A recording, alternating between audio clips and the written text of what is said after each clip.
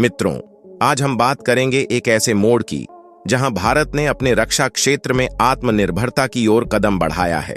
भारतीय वैज्ञानिकों और इंजीनियरों की कड़ी मेहनत का नतीजा है कि दुनिया भर में भारत के निर्मित लड़ाकू विमानों को खरीदने के लिए उत्सुकता बढ़ने लगी है। प्रधानमंत्री नरेंद्र मोदी का स्पष्ट लक्ष्य है कि हमारे सशस्त्र बलों के लिए सभी हथियार देश में ही बनाए जाएं। अगर कोई विदेशी कंपनी हथियार बनाना चाहती है तो उसे भारत में एक प्लांट स्थापित करके उत्पादन करना होगा। इसके साथ ही भारत सरकार अब निजी क्षेत्र की रक्षा कंपनियों को भी प्रोत्साहन देने लगी है। हाल ही में आपने सुना होगा कि भारत सरकार ने टाटा ग्रुप को 2000 करोड़ रुपए का एक महत्वपूर्ण प्रोजेक्ट सौंपा है। पहले यह कार्य DRDO, HAL और अन्य सरकारी संस्थाओं द्वारा किया जा रहा था, लेकिन अब निजी क्षेत्र की भागीदारी इस क्षेत्र में एक नई ऊंचाई को छूने जा रही है। इस प्रोजेक्ट से भारतीय वायुसेना को एक ऐसा विमान प्राप्त होगा जो किसी भी दुश्मन देश पर एयर स्ट्राइक और हवाई कार्रवाई कर सकेगा। अगर टाटा इसे सफलतापूर्वक पूरा करता है तो चीन जैसे देशों को भी हमारे सामर्थ्य का सामना करना पड़ेगा। भारत एशिया में पहला ट्रांसपोर्ट विमान बनाने वाला देश बनने जा रहा है, लेकिन यह तो केवल शुरुआत है। एक ट्रेलर। भारत के सुपर पावर बनने की पूरी कहानी अभी बाकी है और यकीन मानिए इस फिल्म में ऐसे ऐसे सीन आने वाले हैं जिन्हें देखकर आपका सीना गर्व से चौड़ा हो जाएगा। टाटा ग्रुप ने पहले ही रक्षा क्षेत्र में अपनी एक मजबूत पहचान बना ली है, लेकिन अब महिंद्रा भी इस क्षेत्र में एक नया अध्याय लिखने की तैयारी कर रही है। महिंद्रा, जो ऑटोमोबाइल सेक्टर में अपनी बादशाहत के लिए जानी जाती है, अब डिफेंस क्षेत्र में बड़ा तूफान लाने को तैयार है। महिंद्रा डिफेंस के क्षेत्र में अपनी पकड़ को और मजबूत कर रही है, जिससे भारतीय सेना की ताकत में कई गुना इजाफा होने वाला है। यहाँ केवल विमानों की बात नहीं है, बल्कि हम उन उन्नत तकनीकों की भी बात कर रहे हैं जो आने वाले समय में भारत को एक वैश्विक डिफेंस पावर हाउस बना सकती हैं। टाटा और महिंद्रा जैसे प्रतिष्ठित नाम इस परिवर्तन का नेतृत्व कर रहे हैं और आने वाले वर्षों में भारत की रक्षा उद्योग विश्व स्तरीय ऊंचाइयों पर पहुंचने की पूरी संभावना है। यह सुनहरा सफर हर भारतीय के लिए गर्व का कारण है, क्योंकि अब दुनिया भारत को एक उभरती हुई महाशक्ति के रूप में देख रही है। यह तूफान इतना बड़ा होगा कि चीन जैसे देश भी इसकी प्रभावी धारा के सामने ठिठक जाएंगे और उनकी सारी तकनीकें धरी की धरी रह जाएंगी। महिंद्रा की गाड़ियों का उपयोग न केवल सैनिकों और गोला बारूद को त्वरित गति से पहुंचाने के लिए किया जा सकता है, बल्कि ये दुश्मनों पर हमले के लिए भी प्रभावी साबित होंगी।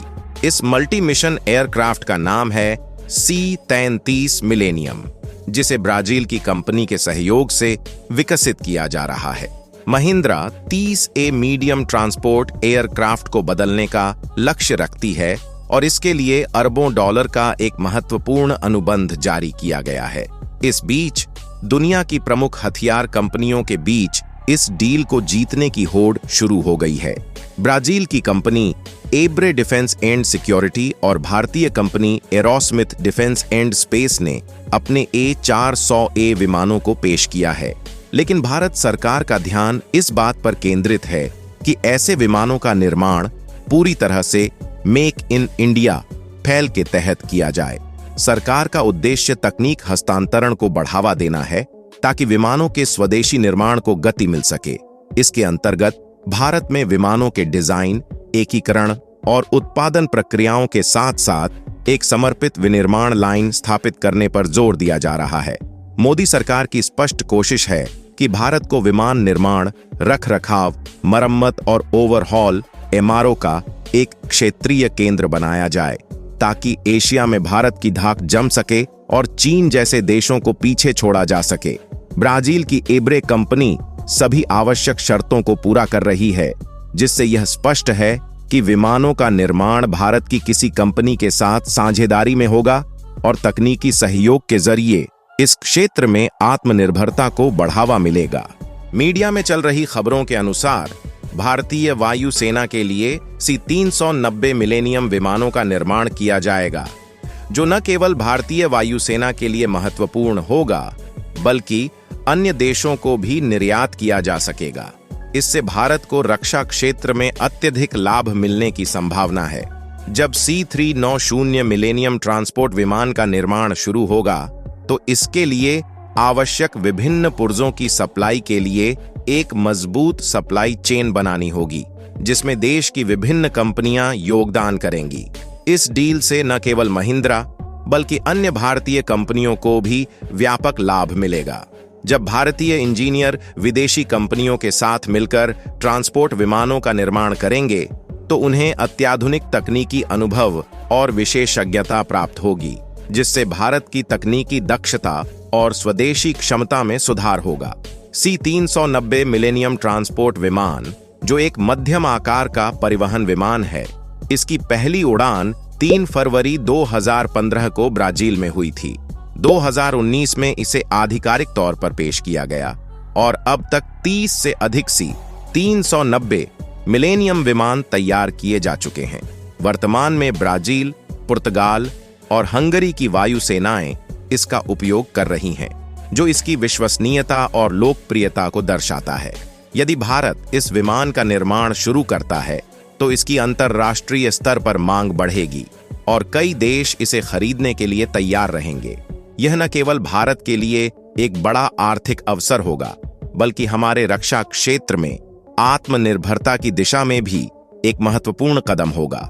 C-390 मिलेनियम एक अत्याधुनिक परिवहन विमान है जिसे 3 पायलट मिलकर उड़ाते हैं।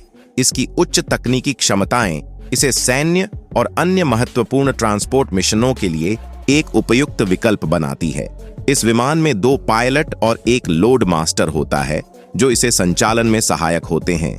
यह विमान 66,000 किलोग्राम तक का वजन उठाने की क्षमता रखता है, जिससे यह 88 सैनिकों, 76 स्ट्रेचर के साथ 8 अटेंडेंट या 6 सेट पैराट्रूपर्स को लेकर उड़ान भर सकता है। इस प्रकार यह विमान चीन के खिलाफ किसी गेम चेंजर की तरह साबित हो सकता है। C-390 मिलेनियम की लंबाई 112.5 फीट, ऊंचाई 28.10 फीट और विंग स्पैन 115 फीट है। इसमें एक बार में 23,000 किलोग्राम ईंधन भरा जा सकता है, जो इसे पूरे साजो सामान के साथ एक बार में 5,020 किलोमीटर की रेंज तक उड़ान भरने की ताकत देता है।